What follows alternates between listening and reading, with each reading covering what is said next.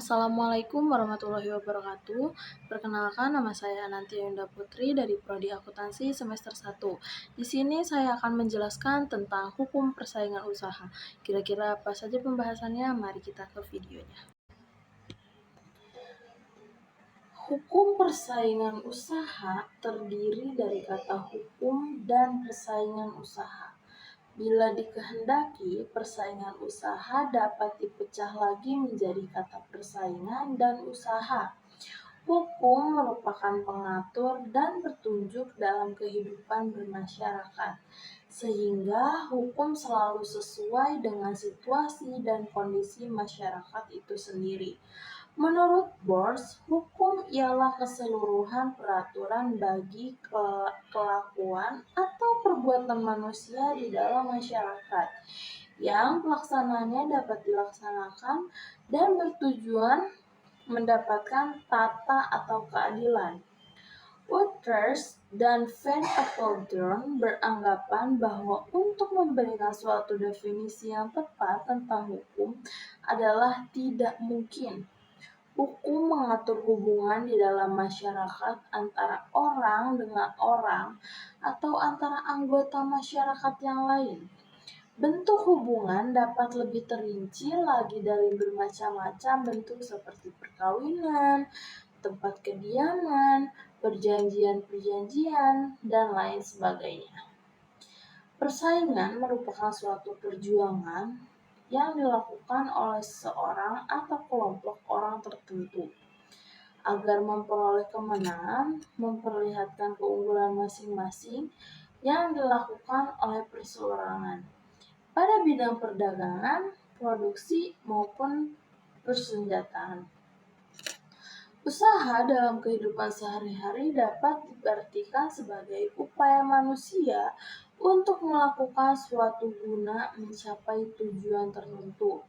Usaha atau dapat juga disebut suatu perusahaan adalah suatu bentuk usaha yang melakukan kegiatan secara tetap dan terus-menerus dengan tujuan memperoleh keuntungan baik yang diselenggarakan oleh perorangan maupun badan usaha yang berbentuk badan hukum dan tidak berbentuk badan hukum. Persaingan usaha adalah kondisi di mana terdapat dua pihak pelaku usaha atau lebih berusaha untuk saling mengungguli dan mencapai tujuan yang sama. Dalam suatu usaha tertentu, pengertian dari hukum persaingan usaha adalah hukum yang mengatur tentang interaksi atau hubungan perusahaan atau pelaku usaha di pasar, sementara tingkah laku perusahaan ketika berinteraksi dilandasi atas motif-motif ekonomi.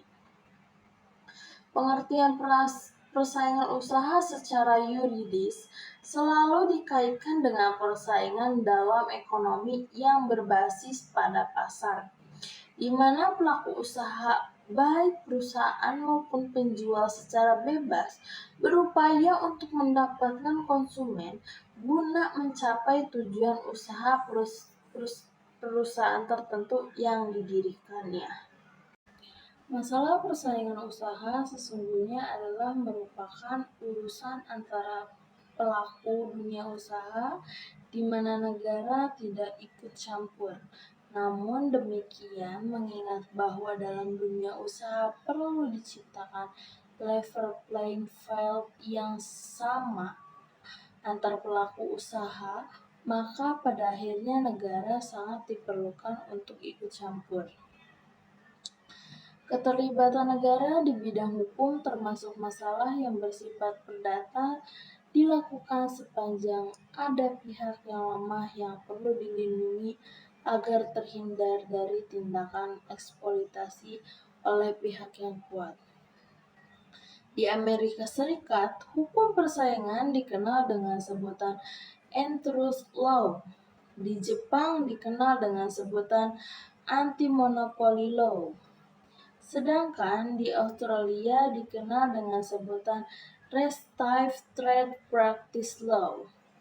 Secara umum, tujuan pokok dari hukum persaingan adalah untuk menjaga agar persaingan antar pelaku usaha tetap hidup, juga agar persaingan yang dilakukan antar pelaku usaha dilakukan secara sehat, serta agar konsumen tidak dieksploitasi oleh pelaku usaha. Undang-Undang Nomor 5 Tahun 1999 tentang larangan praktek monopoli dan persaingan usaha tidak sehat pada dasarnya mengatur 3 larangan pokok, yaitu perjanjian yang dilarang, kegiatan yang dilarang, dan larangan yang berkaitan dengan posisi dominan. Berikut adalah kegiatan yang dilarang dalam persaingan usaha dalam Undang-Undang Nomor 5 Tahun 1999 tentang larangan praktek monopoli dan persaingan usaha tidak sehat. Kegiatan yang dilarang untuk dilakukan oleh pelaku usaha adalah sebagai berikut. Yang pertama, kegiatan monopoli pasal 17. Monopoli adalah suatu struktur di mana hanya terdapat satu supplier atau suatu produsen. Pelaku usaha dilarang melakukan penguasaan atas produksi atau pemasaran barang atau jasa yang dapat mengakibatkan terjadinya praktek monopoli dan persaingan usaha yang tidak sehat. Selanjutnya, pelaku usaha juga patut diduga atau dianggap melakukan penguasaan atau suatu produksi dan pemasaran apabila melakukan hal sebagai berikut. Yang pertama, barang dan jasa yang bersangkutan belum ada substitusinya. Selanjutnya, mengakibatkan pelaku usaha lain tidak dapat masuk ke dalam persaingan usaha barang atau jasa yang sama. Yang terakhir, satu pelaku usaha atau satu kelompok usaha menguasai lebih dari 50% pangsa pasar satu jenis barang atau jasa tertentu. Larangan yang kedua adalah kegiatan monopsoni pasal 18. Monopsoni adalah suatu struktur di mana hanya ada satu pembeli atau satu konsumen untuk barang yang dijual. Dalam hal ini, pelaku usaha dilarang menguasai penerimaan pasokan atau menjadi pembeli tunggal atas barang atau jasa dalam pasar yang bersangkutan, yang dapat mengakibatkan terjadinya praktek monopoli atau persaingan usaha tidak sehat. Selanjutnya, pelaku usaha patut diduga atau dianggap menguasai penerimaan pasokan atau menjadi pembeli apabila satu pelaku usaha menguasai lebih dari 50% pangsa pasar satu jenis barang atau jasa tertentu. Larangan yang ketiga itu kegiatan penguasaan pasar. Apa itu kegiatan penguasaan pasar? Yaitu kegiatan yang dilarang berupa penolakan atau menghalang-halangi pelaku usaha untuk melakukan kegiatan usaha yang sama. Yaitu yang pertama, menolak persaingan. Menolak persaingan dalam hal pelaku usaha secara sendiri maupun bersama-sama yang pelaku usaha lain menolak atau menghalangi pelaku, tentu dalam melakukan kegiatan usaha yang sama pada pasar bersangkutan. Menolak atau menghalang-halangi pelaku usaha tertentu yang dilarang adalah dilakukan secara tidak wajar, yaitu bukan dilakukan dengan alasan ekonomi, misalnya karena ada alasan perbedaan suku, ras, dan situasi sosial dan lain sebagainya. Yang kedua, menghalangi konsumen. Menghalangi konsumen ini hal yang dilarang dalam hal pelaku usaha baik sendiri maupun bersama-sama dengan pelaku usaha yang lain melakukan kegiatan yang bersifat menghalang-halangi pihak konsumen dari pelaku yang lain untuk tidak melakukan atau meneruskan hubungan usaha dengan pelaku usaha pesaing. Yang ketiga, pembatasan perbedaan produk. Undang-undang melarang kegiatan oleh pelaku usaha baik sendiri maupun dengan pelaku usaha lain untuk membatasi peredaran dan atau penjualan barang atau jasa pada pasar yang bersangkutan. Yang keempat, ada diskriminasi. Tindakan diskriminasi terhadap pelaku usaha tertentu sangat berbahaya bagi persaingan dan pasar yang baik. Oleh karenanya, juga dilarang oleh undang-undang. Yang kelima, melakukan jual rugi. Pasokan produk dengan cara jual rugi, yaitu dengan menetapkan harga yang sangat rendah dengan maksud untuk menyingkirkan atau mematikan usaha pesaing karena tidak mampu lagi bersaing. Hal seperti ini juga kegiatan yang dilarang merupakan praktik monopoli dan persaingan usaha. Penetapan biaya secara curang.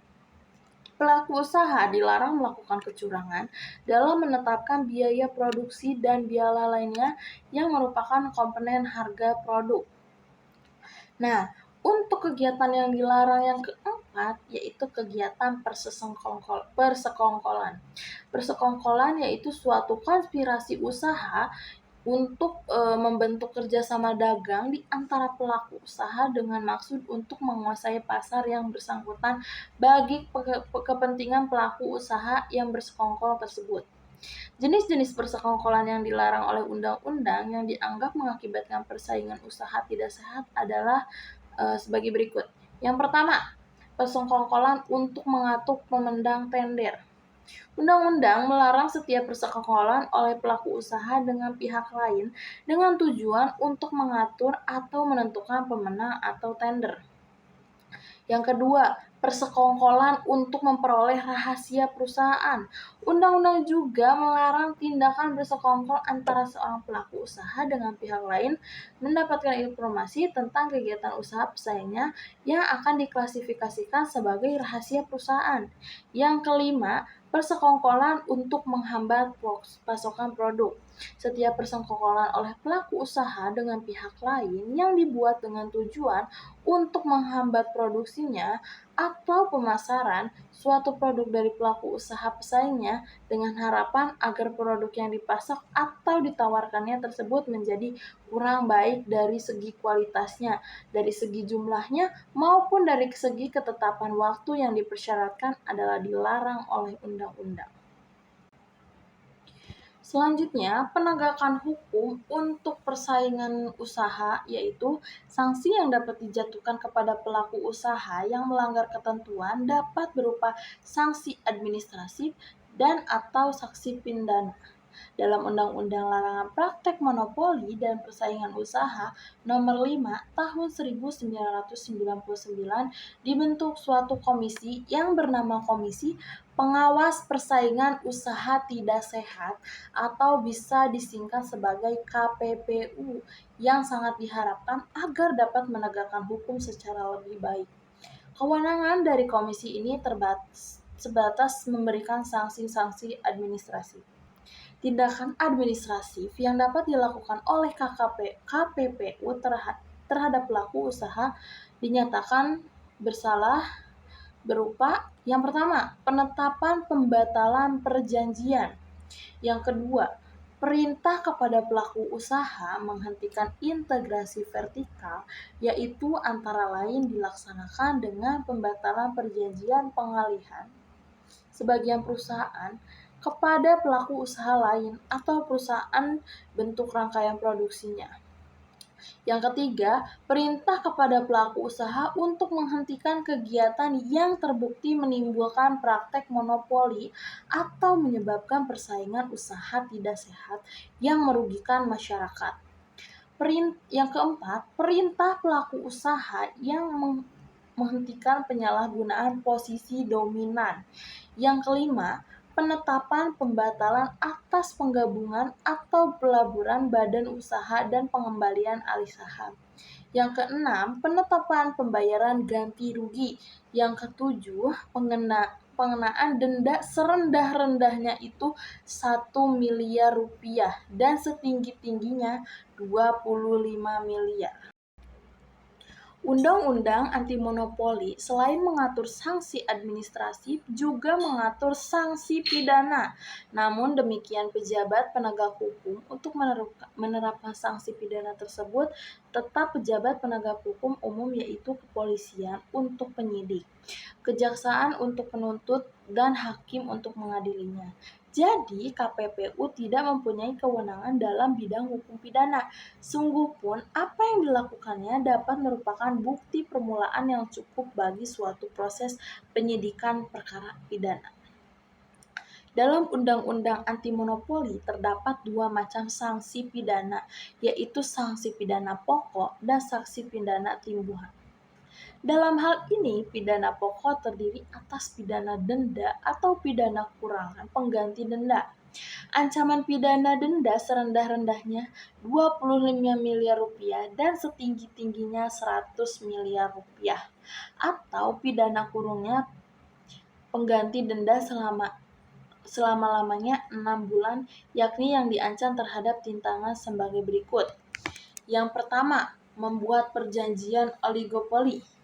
Terus membuat perjanjian pembagian wilayah, membuat perjanjian pemboikotan, membuat perjanjian kartel, membuat perjanjian trust, membuat perjanjian oligospoli, membuat perjanjian integrasi vertikal, membuat perjanjian yang dilarang dengan pihak luar negeri, lalu melakukan kegiatan monopoli, melakukan kegiatan monosponi, melakukan pengusahaan pasar yang dilarang, menyalahgunakan posisi dominan, kepemilikan saham yang dilarang, melakukan merger akuisisi dan kondilisasi yang dilarang.